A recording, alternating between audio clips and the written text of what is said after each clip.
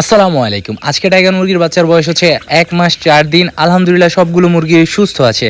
So আলহামদুলিল্লাহ 1 মাস 4 দিনের tiger থেকে যতটুকু গ্রোথ আশা করছি আলহামদুলিল্লাহ ততটুকু পাইছি। তো আমি ভাবতাছি মুরগিগুলো সেল দিয়ে দিব। কেউ যদি ইচ্ছুক থাকেন আমাকে জানাবেন ইনশাআল্লাহ।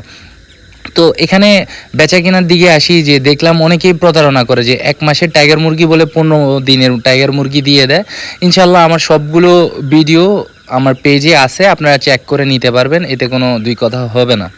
1 মাস লালন পালনের ক্ষেত্রে আমি আলহামদুলিল্লাহ অনেক কিছু শিখছি। তো আপনারা যারা খামারে আসতে চান, অনেকে আছে যে চাকরি ছেড়ে দিয়ে বাড়িতে এসে খামার করার চিন্তা ভাবনা করছেন। আসলে ভাই এখানে আপনারা না ঢুকাই ভালো, আপনার চাকরিটা অনেক বেটার। আপনার খামারে প্রচুর পরিমাণ ইনভেস্টমেন্ট দরকার।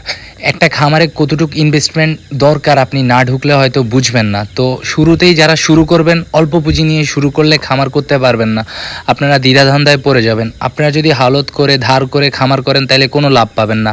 আশা করি ব্যাপারটা বুঝছেন। আসসালামু আলাইকুম, সবাই দোয়া রাখবেন।